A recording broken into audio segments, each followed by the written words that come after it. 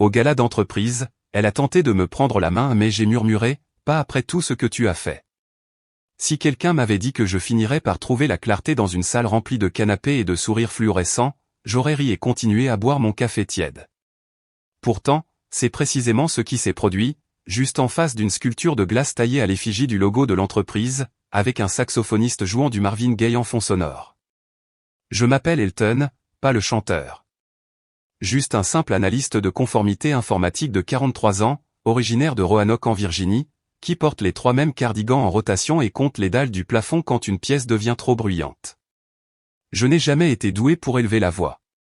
Je suis le genre de type qui s'excuse quand on lui rentre dedans. Celui qui écrit « Désolé pour le retard », même s'il a répondu en 5 minutes. Le genre d'homme que les femmes ignorent généralement, à moins qu'elles n'aient besoin d'aide pour récupérer un PDF corrompu. Ma femme s'appelle Kendra. Belle, magnétique, tranchante comme du cristal. Elle travaille dans les partenariats de marque pour la même entreprise.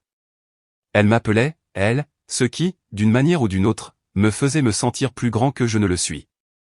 Nous sommes mariés depuis 8 ans. Pas d'enfants, 2 poissons que nous oublions toujours de nourrir.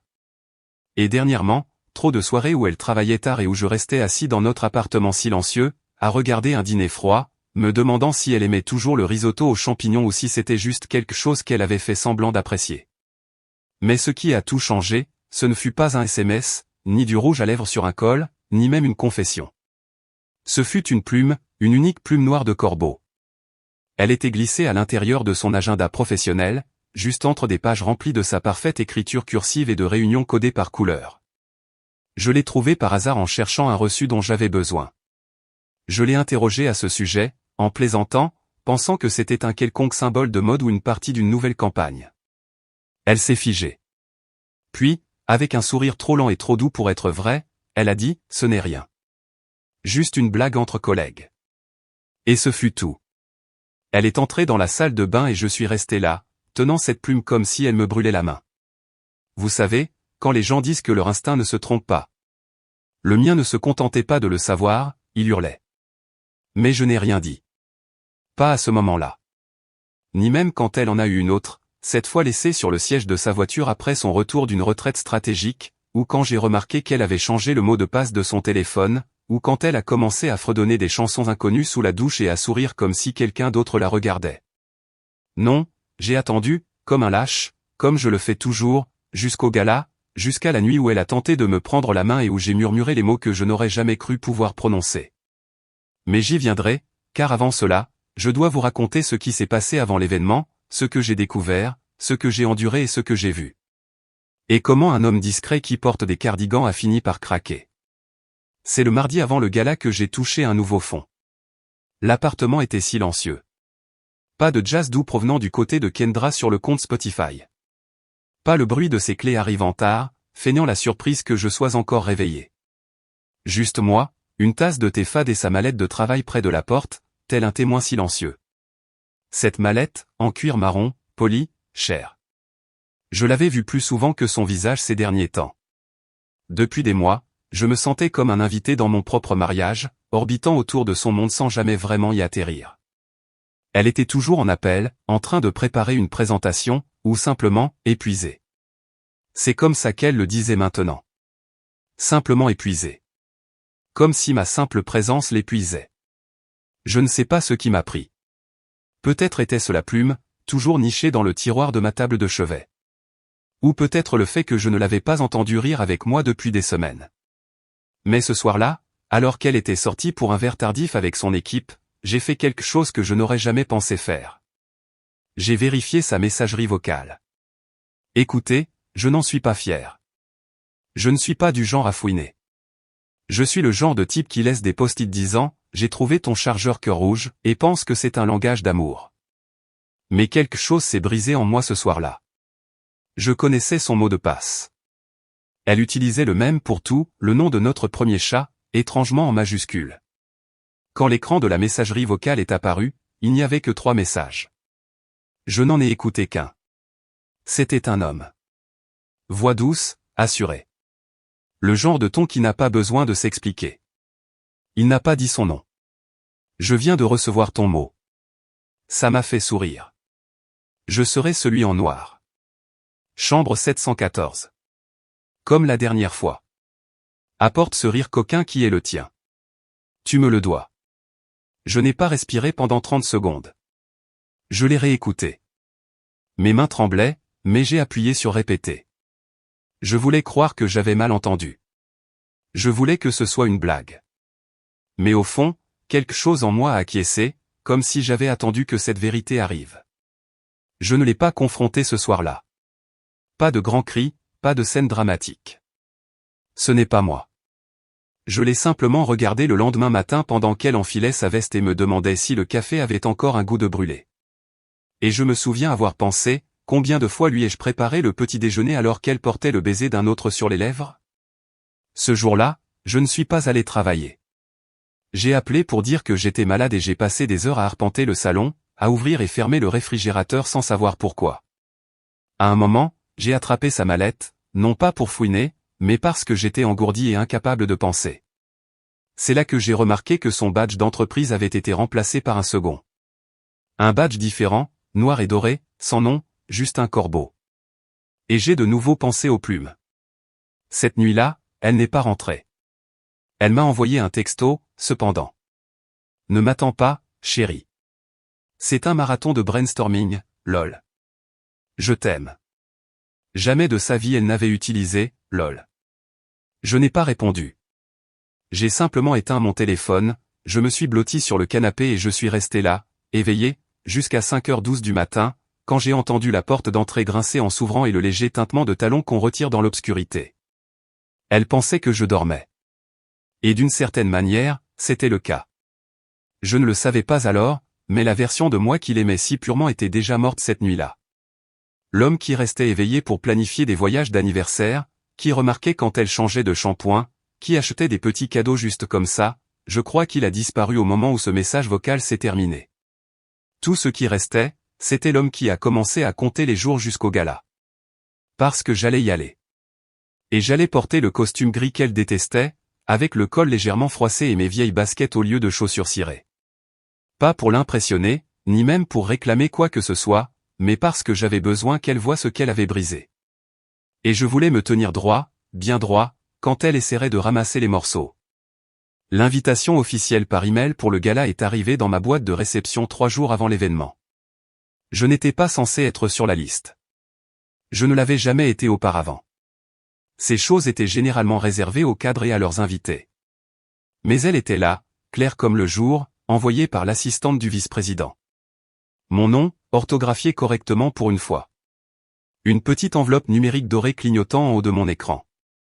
L'objet, vous êtes cordialement invité à la soirée annuelle de l'héritage de Blackwell et Eaststone. Je l'ai fixé un moment, non pas parce que j'étais surpris, mais parce que quelque chose dans mon instinct me disait qu'elle avait arrangé ça. Cela portait sa marque, de dernière minute, dramatique, et juste assez subtile pour paraître anodin.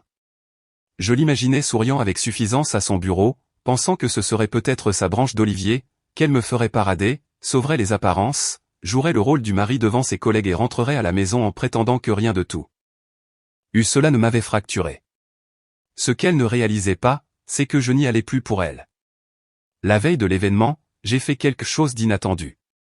J'ai pris rendez-vous dans un salon de tatouage à 3 rues de notre immeuble. Pas le genre d'endroit chic avec des néons et de la musique indie, mais une petite boutique poussiéreuse au coin d'une rue, tenue par un vieil homme nommé Wells qui sentait l'huile de moteur et avait des vers de poésie gravés sur tous les bras. Je n'y suis pas allé pour quelque chose de dramatique. Juste un mot, ancré à l'intérieur de mon poignet gauche, là où moi seul pourrais le voir quand ma manche remonterait juste assez. Assez. Pas par colère, ni par vengeance. Pas pour impressionner qui que ce soit. Juste pour me rappeler le moment où j'ai cessé d'attendre d'être choisi. Ce soir-là, elle est rentrée tôt. Plus tôt que d'habitude, en tout cas. Elle a acheté à manger, préparé des pâtes, mis la table, utilisé les belles assiettes. Elle a même allumé une bougie. Celle que nous avions achetée à Charleston lors de notre 3e voyage d'anniversaire. Celle dont elle disait autrefois qu'elle sentait l'océan et la vanille. J'ai à peine pu manger. Tu es nerveux pour l'événement, a-t-elle demandé pendant le dîner, en faisant tourner sa fourchette. Tu n'as toujours pas confirmé ta présence? J'ai dégluti, feignant de me concentrer sur mes nouilles. Je pensais venir. Ça semblait important pour toi. Elle a marqué une pause, juste une seconde, mais je l'ai surprise. Le plus léger vacillement de quelque chose dans ses yeux. Surprise, soulagement, culpabilité. C'est vite passé. Elle a de nouveau souri, cette même expression soignée qu'elle arborait lors des réunions avec les clients. Ce sera sympa, a-t-elle dit.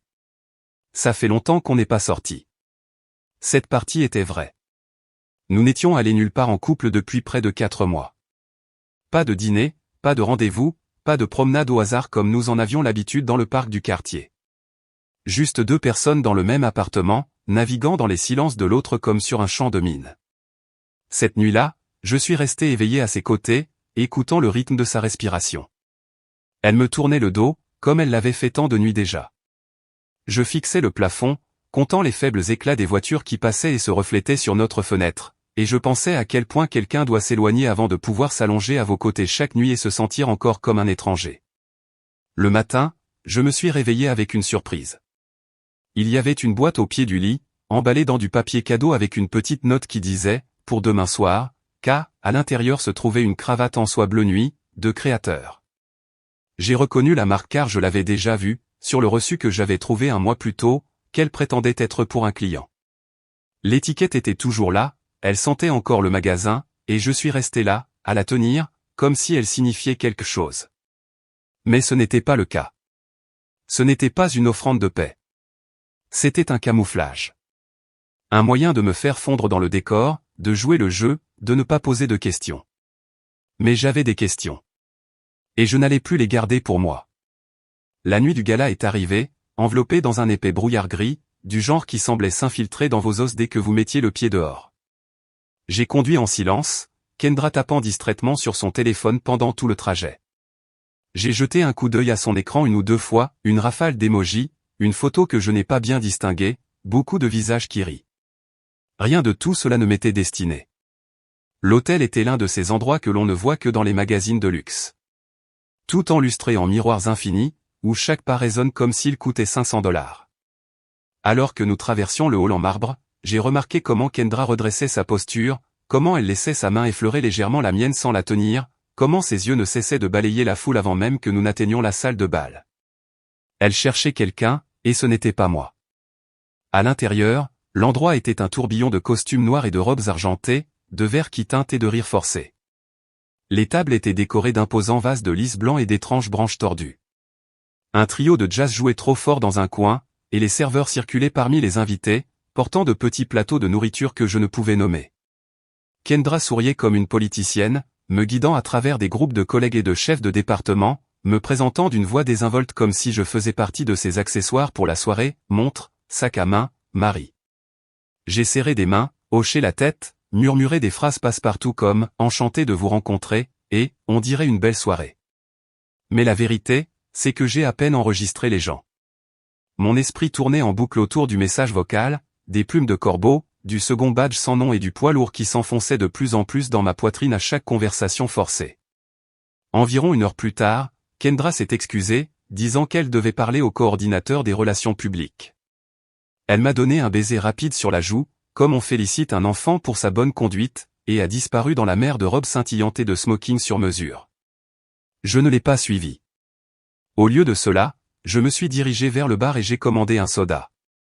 Sans citron, sans garniture, juste quelque chose à tenir dans ma main pour ne pas avoir l'air aussi vide que je me sentais. Alors que je sirotais et observais, un homme s'est glissé à côté de moi, grand, sûr de lui, costume noir, chemise noire, sans cravate. Il ne m'a même pas regardé. Ses yeux étaient fixés sur la salle de bal, scrutant comme un loup dans un champ de lapins. Je l'ai reconnu immédiatement, même si je n'avais jamais vu son visage. Je l'ai reconnu à la broche en forme de corbeau qui brillait sur son revers, le même symbole exact que sur le badge caché de Kendra. Il s'est appuyé nonchalamment au bar et a murmuré quelque chose au barman. Sa voix était incomparable. Elle correspondait à celle du message vocal, comme si le son lui-même ramenait le souvenir de cette nuit jusque dans mes os. Et alors j'ai su. J'ai su exactement ce qu'il était pour elle. J'ai su ce qu'elle avait fait pendant ses brainstorming, nocturnes et ses présentations de dernière minute. J'aurais dû sentir de la rage. J'aurais dû vouloir briser le verre dans ma main. Mais non. Tout ce que j'ai ressenti, c'était un vide étrange et brut, un trou si grand en moi que le bruit de la salle ne pouvait même pas l'atteindre. Et c'est là qu'elle est réapparue. Kendra, glissant sur le sol dans sa robe bleu marine, souriant trop fort, se déplaçant trop vite. Je l'ai vu tracer une ligne droite, non pas vers moi, mais vers lui. J'ai vu la façon dont sa main a brièvement effleuré la manche de sa veste, un geste si petit et si bien rodé que personne d'autre n'aurait remarqué qu'il signifiait quelque chose. Mais moi, si. J'ai tout vu. Et comme si elle sentait mon regard, elle s'est tournée vers moi. Son sourire a vacillé une milliseconde. Juste un clignement. Juste assez. Puis, feignant que rien ne s'était passé, elle a commencé à revenir vers moi, se frayant un chemin à travers la foule comme l'actrice qu'elle était devenue. C'est là que ça m'a frappé, la prise de conscience dévastatrice que la femme que j'avais épousée ne marchait pas du tout vers moi. Elle marchait vers son alibi. Et c'était moi. J'ai serré mon verre plus fort et j'ai respiré lentement par le nez, essayant de me stabiliser pour ce qui allait suivre. Car quand elle m'atteindrait, quand elle tendrait cette main délicate qui portait encore le bracelet en or que je lui avais offert pour notre 5e anniversaire, j'allais faire quelque chose que je n'aurais jamais imaginé. J'allais briser le script. Et pour la première fois depuis des années, je n'allais pas sourire et accepter le mensonge. Elle s'est approchée de moi comme elle l'avait toujours fait, élégante, posée, certaine que j'entrerais dans la danse familière que nous avions perfectionnée au fil des ans pour sauver les apparences. Ses doigts ont effleuré mon poignet, un contact doux et délicat destiné à signaler la connexion, le confort, la possession. Mais tout en moi a reculé, comme si son contact était de la glace sur une peau déjà gercée et à vif. Je l'ai regardé, vraiment regardé, au-delà du maquillage parfait, de la robe soigneusement choisie, du sourire éblouissant conçu pour tromper les salles de conseil et les tables de brunch. Et ce que j'ai vu derrière ses yeux, ce n'était pas de l'amour. Ce n'était même pas de la culpabilité. C'était du calcul. Un esprit déjà plusieurs coups d'avance, travaillant des angles dont je ne ferai plus jamais partie. Je me suis penché, assez près pour que personne d'autre ne puisse entendre, assez près pour qu'elle sente le poids de mes mots avant même que je les prononce. Et de la voix la plus douce et la plus calme que j'ai pu rassembler, j'ai murmuré, pas après tout ce que tu as fait. Son visage ne s'est pas décomposé. Il ne s'est pas tordu d'horreur comme j'avais bêtement espéré qu'il le pourrait. À la place, il y a eu un éclair de confusion, rapidement masqué par une inspiration brusque et un raidissement de sa mâchoire.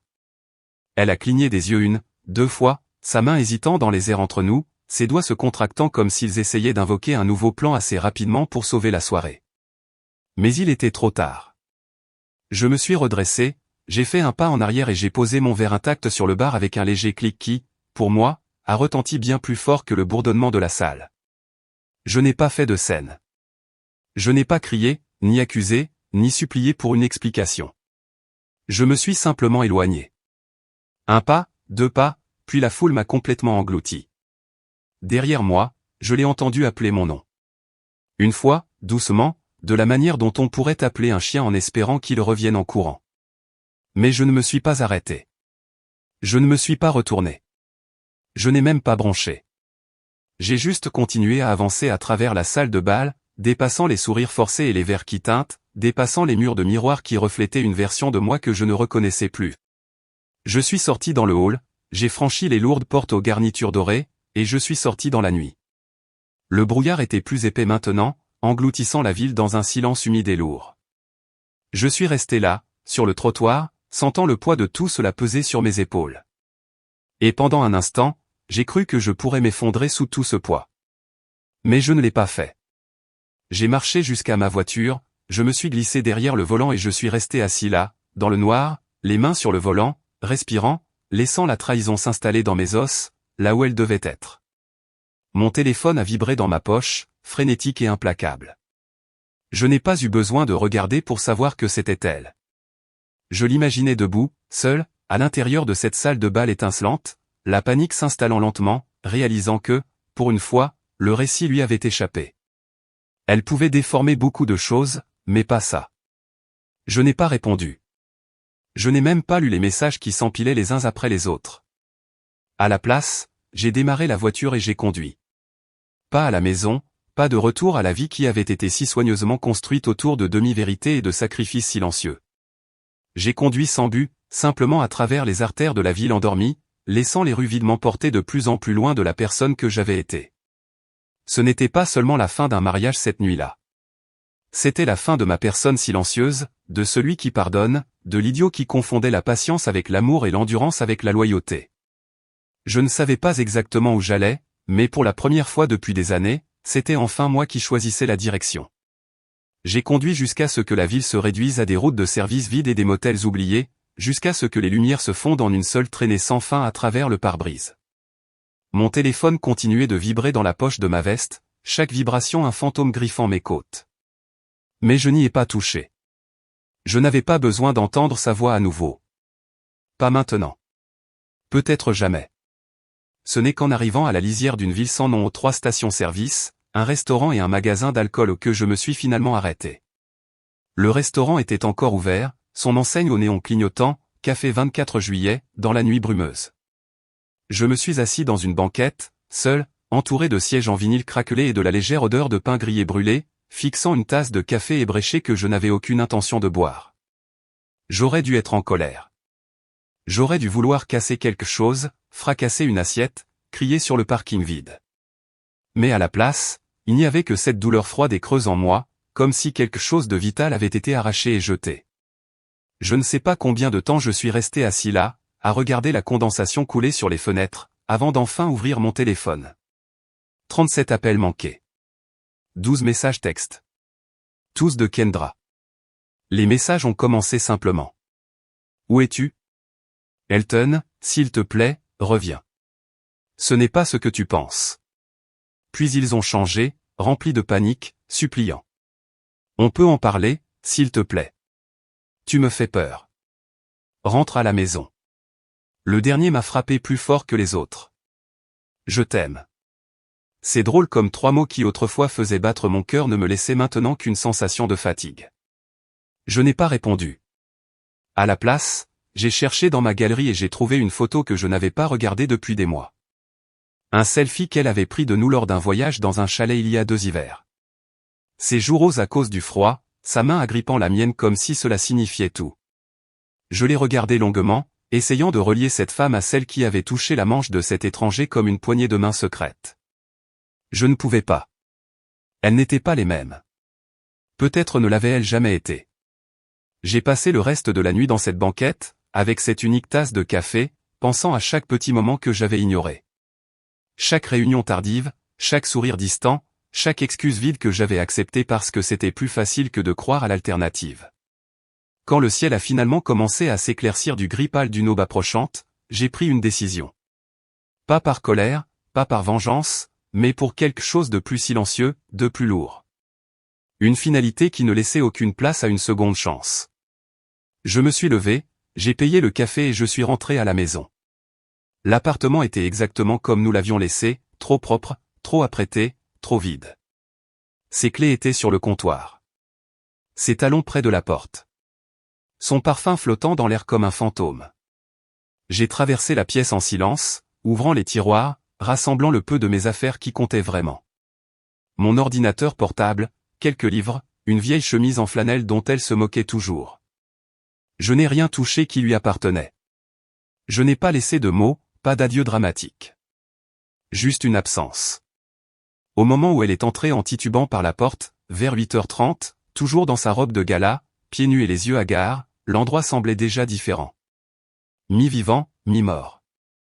Elle m'a vu debout là avec mon sac et s'est figée. Elton.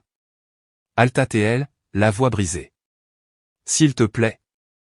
J'ai secoué la tête, lentement et délibérément. Il y avait 1000 choses que j'aurais pu dire. Comment as-tu pu? Pourquoi moi? Depuis si longtemps? Ai-je jamais été suffisant? Mais je n'ai rien dit de tout cela. Je l'ai juste regardé, vraiment regardé, une dernière fois, mémorisant le visage de la femme que j'avais cru un jour incapable de me faire du mal. Puis je suis passé à côté d'elle, j'ai franchi la porte et je n'ai pas regardé en arrière. Pas une seule fois. Parce que quand quelqu'un choisit de jouer avec votre cœur, il n'est pas censé avoir une autre chance de faire le même pari. Dans les jours qui ont suivi, j'ai appris quelque chose dont on ne vous prévient jamais en thérapie de couple ou dans les chansons de rupture. Ce ne sont pas les disputes qui laissent les bleus les plus profonds. C'est le silence qui suit. Le silence quand vous vous réveillez seul dans une chambre d'amis empruntée, fixant un plafond que vous ne reconnaissez pas, essayant de vous souvenir comment vous avez pu penser que l'amour était quelque chose que l'on pouvait réparer avec des excuses et des vacances. Le silence quand vous éteignez votre téléphone parce que vous ne supportez plus de voir son nom clignoter sur l'écran. Le silence dans votre propre tête, vous demandant encore et encore, était-ce moi? Était-ce quelque chose que j'ai fait ou que je n'ai pas fait? Je suis resté chez mon vieil ami de fac, Nolan. Il avait une chambre libre au-dessus de son garage qui sentait le diluant à peinture et les vieux journaux. Mais au moins c'était réel, pas soigné, pas fin. Nolan n'a pas posé beaucoup de questions, ce qui fut une bénédiction. Il a juste grogné quand je suis arrivé avec un sac de sport et m'a tendu une bière. Il n'avait pas besoin de demander. Il connaissait Kendra. Pendant ce temps, elle a comblé l'espace que j'ai laissé derrière moi avec 1000 tentatives frénétiques de me récupérer, messages vocaux, emails, messages d'amis communs, demi-vérités déguisées en confessions, déclarations larmoyantes, promesses de thérapie, supplications pour me voir une dernière fois, juste pour parler. Elle a même envoyé une longue lettre manuscrite sur du papier à lettres élégants, remplie d'excuses tremblantes et de rationalisations désespérées sur le fait de se sentir perdu, d'avoir besoin d'excitation, de ne pas vouloir me faire de mal. Elle a essayé d'en faire une histoire où nous étions tous les deux fautifs. Ou, d'une manière ou d'une autre, je m'étais trop éloigné et elle avait simplement trébuché dans les bras de quelqu'un d'autre par solitude. Comme si la trahison était un accident sur lequel on tombe comme sur une flaque d'eau sur le trottoir. Je n'ai pas répondu. Non pas parce que je voulais la blesser, mais parce que pour la première fois, j'ai réalisé que répondre signifierait recommencer à faire semblant. Prétendre que ce qui s'était brisé entre nous était quelque chose que l'on pouvait recoller avec assez de jolis mots et de rendez-vous arrangés. Et j'en avais fini de faire semblant. Pendant ce temps, les bruits de couloir de l'entreprise ont fait ce qu'ils font de mieux. Les murmures sur Kendra et l'homme à la broche de corbeau se sont répandus comme une traînée de poudre. J'ai appris par la petite amie de Nolan, qui travaillait 2 étages en dessous de Kendra, que les ressources humaines avaient ouvert une enquête discrète après plusieurs plaintes anonymes. Apparemment, je n'étais pas le seul à avoir remarqué les étranges réunions hors des heures de bureau, les promotions soudaines, la manière dont certains cadres semblaient intouchables. Le karma, semblait-il, n'était pas toujours rapide, mais il était minutieux. Pourtant, rien de tout cela ne m'importait plus. Ma guerre n'était pas avec Kendra. Ni même avec l'homme qu'elle avait choisi à ma place. Elle était avec la version de moi-même qui pensait que la loyauté pouvait gagner l'amour. Qui pensait qu'être assez bien signifiait être aimé de la même manière. Chaque nuit, allongé dans le lit d'amis de Nolan, avec le son lointain des grillons et des camions qui passaient dehors, je pensais aux années que j'avais investies dans un mariage qui n'était même pas réel à la fin. Je pensais à chaque petite trahison que je n'avais pas remarquée, à chaque léger affront que j'avais pardonné sans rien demander en retour. Et j'ai réalisé quelque chose de simple, d'évident, quelque chose que j'aurais dû voir des années auparavant. J'avais été affamé dans ce mariage, confondant les miettes avec un festin. Et la partie la plus triste n'était pas que Kendra m'ait trahi. C'est que je m'étais d'abord trahi moi-même, en restant si longtemps silencieux. Le brouillard qui s'installait lourdement sur ma poitrine a commencé à se lever, juste un peu, comme l'aube se frayant un chemin sur un horizon meurtri. Je ne savais pas à quoi ressemblerait mon avenir. Mais je savais une chose avec certitude. Elle n'y serait pas. Pas après ça. 6 semaines après mon départ, j'ai signé les papiers du divorce sans aucune fanfare. Pas de scène dramatique au tribunal. Pas d'excuses larmoyantes devant un juge. Juste quelques signatures froides sous des lignes de texte qui divisaient notre vie commune en sections légales ordonnées, actifs, dettes, liberté. Kendra a essayé de m'appeler à nouveau la nuit où les documents finaux ont été déposés. Je n'ai pas répondu. Je n'ai même pas écouté le message vocal qu'elle a laissé. Certaines portes, une fois fermées, ne sont pas destinées à être rouvertes, peu importe combien de fois quelqu'un frappe. Et au fond, je crois que nous le savions tous les deux. J'ai emménagé dans un petit appartement au-dessus d'une librairie du centre-ville, un petit endroit tordu avec des planchers inégaux et un robinet qui fuyait et chantait la nuit. Ce n'était pas grand-chose, mais c'était à moi. Pas de photos soignées sur les murs. Pas de sourires forcés et de cadres argentés. Juste des piles de livres, un canapé d'occasion et une fenêtre qui captait le soleil de l'après-midi juste à temps. Au début, la solitude était brutale. Certains matins, je me réveillais avec une lourdeur pesant sur ma poitrine. Et je devais m'asseoir sur le bord du lit, respirant lentement et régulièrement, juste pour me rappeler que j'avais pris la bonne décision. Mais peu à peu, La douleur s'est estompée, et devenue supportable. Puis, sans crier gare, un jour, j'ai réalisé qu'elle avait disparu. J'ai recommencé à courir, chose que je n'avais pas faite depuis l'université. Non pas parce que je m'entraînais pour quoi que ce soit, mais parce que ça faisait du bien que mon cœur batte pour autre chose que la peur ou le chagrin. J'ai commencé à rendre visite à Nolan et à sa petite amie pour dîner, riant trop fort à de mauvaises blagues, restant trop tard parce que ça faisait du bien d'être vu sans condition. J'ai même commencé à peindre, chose que j'avais toujours secrètement voulu essayer mais que je n'avais jamais eu le courage de faire, pensant que c'était idiot ou peu pratique. Il s'est avéré que badigeonner des couleurs sur une toile, que ce soit bon ou mauvais, a été la chose la plus libératrice que j'ai jamais faite. Un soir, en fouinant dans les rayons du dessous, j'ai rencontré quelqu'un. Elle s'appelait Darcy. Elle n'était pas glamour ni habillée comme si elle sortait de la couverture d'un magazine. Elle portait des lunettes trop grandes pour son visage et sentait toujours un léger parfum de sueur de bois et de lavande. Elle parlait des livres comme s'ils étaient des êtres vivants, comme si chaque histoire comptait. Et quand elle souriait, ce n'était pas poli ni étudié. C'était réel. Nous n'avons rien précipité. Nous n'avons pas fait semblant d'être plus guéris que nous ne l'étions. Nous n'étions que deux personnes meurtries trouvant du réconfort dans la compagnie de l'autre, un rendez-vous maladroit pour un café à la fois. Et c'était suffisant. C'est étrange, vraiment, comment parfois la pire chose qui vous soit arrivée peut être ce qui vous libère. Comment le chagrin d'amour peut vous vider suffisamment pour faire de la place à quelque chose de mieux. Je ne déteste pas Kendra. Je ne lui souhaite pas le malheur. Je lui souhaite l'honnêteté qu'elle n'a pas pu me donner. J'espère qu'elle trouvera ce qu'elle cherchait toutes ces nuits où elle a choisi quelqu'un d'autre. Mais moi, j'ai trouvé quelque chose de mieux que le pardon. Je me suis trouvé moi-même. Et cette fois, je ne vais renoncer à ça pour personne.